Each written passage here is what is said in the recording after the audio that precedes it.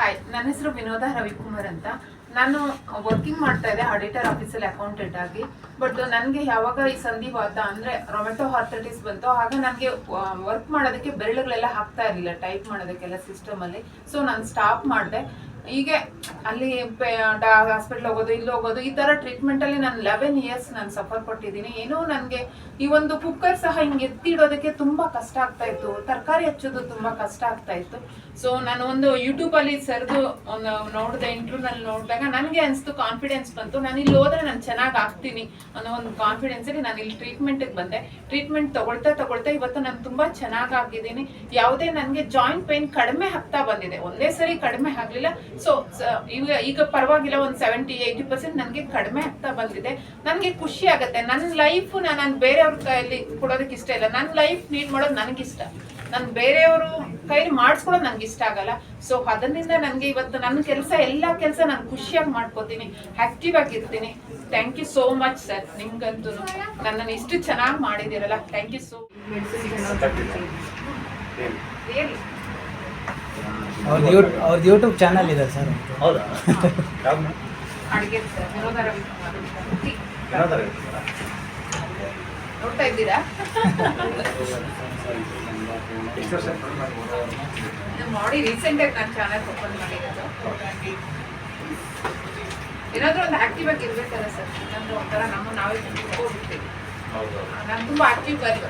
ಅಂದರೆ ನಾನು ಯೋಗ ಪಟ್ಟು 5-6 ಇಯರ್ಸಿಂದ ತುಂಬ ಯೋಗ ಮಾಡ್ತಿದ್ದೆ. ಪೇಯ್ನ್ ಯಾವಾಗ ಸ್ಟಾರ್ಟ್ ಆಯಿತು ಸ್ಟಾಪ್ ಮಾಡಿದ್ದೀನಿ. ಬಟ್ ಈಗಲೂ ಯೋಗ ಬಿಟ್ಟಿದ್ದೆ. ಸೂರ್ಯ ನಮಸ್ಕಾರ ಎಲ್ಲ ಮಾಡ್ತೀನಿ, ಫಾಲೋ ಆಗ್ತೀನಿ.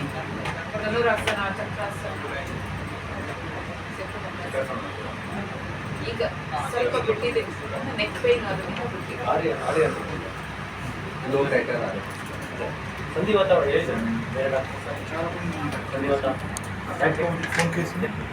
ಫಸ್ಟ್ ಗ್ಯಾಸ್ಟ್ರಿಕ್, ಅದು ಡೈಜೆಷನ್ ಆಗ್ತಿರೋ ಮೋಷನ್ 100% ಅದು ಗ್ಯಾಸ್ಟ್ರಿಕ್ ಬರೋದು. ಗ್ಯಾಸ್ಟ್ರಿಕ್ ಟೀಗೆ ಎಲ್ಲ ಯೂಸ್ ಮಾಡಬೇಕು. ಈಗ ಮಾಡ್ತಾ ಇಲ್ಲ, ಆಗ ಮಾಡ್ತಾ ಇದ್ದೆ. Tea, coffee, chapati, burger, pizza, burger ಅದೆಲ್ಲ ತಗೋಬೇಕು. ಪಾನಿಪುರಿ, ಈ ಮೈದೆ ಐಟಮ್ಸ್ ಇವಾಗ ಬಿಟ್ಟಿದೆ. ಗ್ಯಾಸ್ಟ್ರಿಕ್ ಕಡಿಮೆ ಆಗಿದೆ. ಇವಾಗ ಪೇನ್ ಇದೆಲ್ಲ ಕಡಿಮೆ ಆಗಿದೆ.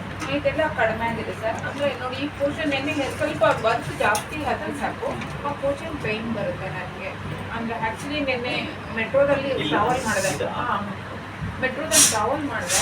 ಸೊ ಹಿಂಗೆ ಹೋಲ್ಡ್ ಮಾಡಿದಾಗ ಜಾಯಿಂಟ್ ಪೇನ್. ಆ್ಯಕ್ಚುಲಿ ನನಗೆ ಇದು ಗಂಟೆ ಹೊಡೆಯೋಕ್ಕೆ ಆಗ್ತಾ ಇರಲಿಲ್ಲ. ದೇವ್ರ ಪೂಜೆ ಮಾಡಿದ್ರೆ ಈಗ ಫಸ್ಟು ಜಾಯಿಂಟ್ಸ್ ಪೇನೇ ಹೋಗ್ಬೇಕು ಸಂಧಿವಾತದಲ್ಲಿ. ಜಾಯಿಂಟ್ಸ್ ಪೇನ್ ಇರೋದ್ರಿಂದ ನೀವು ಮಸಲ್ಸ್ ಯಾವುದು ಮೂವ್ಮೆಂಟ್ ಮಾಡ್ತಾ ಇರಲ್ಲ, because of joint pain. So ಆಗ ಮಸಲ್ಸ್ ಎಲ್ಲ ಸ್ಟಿಫ್ ಇರುತ್ತೆ, ಅಟ್ರೋಫಿ ಆಗಿರುತ್ತೆ.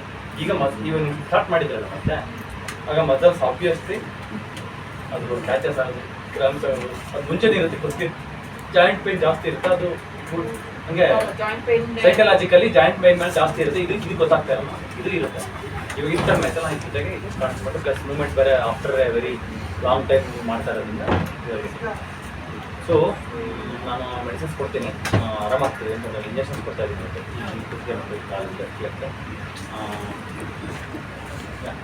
ಒಂದು ಸ್ವಲ್ಪ ಮಾತಾಡಬೇಕು ಸರ್. ಫ್ರೀ ಇದಲ್ಲ, ಬೆಳಗ್ಗೆ ಅಷ್ಟೇ ಸಾಕು. ಬೆಳಗ್ಗೆ ಎದ್ಬಿಟ್ಟು ಬಿಸ್ನೆಸ್ ಕೊಡ್ಬಿಟ್ಟು ಯೋಗ ಕಟ್ ಮಾಡಿ 1 hour ಯೋಗ ಮಾಡಿದ್ಮೇಲೆ ಜ್ಯೂಸಸ್ ತಗೊಳ್ಳಿ. ಮಧ್ಯಾಹ್ನ ಅರೌಂಡ್ 1 hour, ಎಷ್ಟು 9 to 10 ಆಮೇಲೆ ಕೆಲಸ ಎಲ್ಲ ಮಾಡ್ಕೊಂಡು ರಾಂಗ್ ನಂಬರ್ ಊಟ ಅಂದರೆ ಸ್ವಲ್ಪ ದೋಸೆ ಆ ಥರ ಬೇಕಾದ್ರೆ ನೀವು ದೋಸೆ ತಗೊಳ್ತೀನಿ. ಆದ್ರೆ ನನಗೆ ಕೆಲಸ ಮಾಡ್ತೀನಿ, ಅವಾಗ ಏನಾದ್ರು ಒಂದು ದೋಸೆ ಅಲ್ಲ, ನಿಮಗೆ ಬೇಕನ್ಸಿದ್ರೆ ಬೇಡ ಅನ್ಸುತ್ತೆ ತಗೊಳ್ಳಿ. ಹಾಂ ತಗೊಳ್ಳಿ. ಅದು ಮಧ್ಯಾಹ್ನ ತಗೊಳ್ಳಿ. ಮೆಂತ್ಯಕಾಳು ಊಟಕ್ಕಿಂತ ಮುಂಚೆ ತೊಗೊಂಡ್ಬಿಟ್ಟು ಮುದ್ದೆ ಇಲ್ಲ ರೊಟ್ಟಿ ಅನ್ನ ತಗೊಳ್ಳಿ. ನೈಟಿಗೆ ಈವ್ನಿಂಗಿಗೆ ಬಾದಾಮಿ, ವಾಲ್ನಟ್ ತೆಗಿ, ಆರಾಮಾಗ್ತದೆ.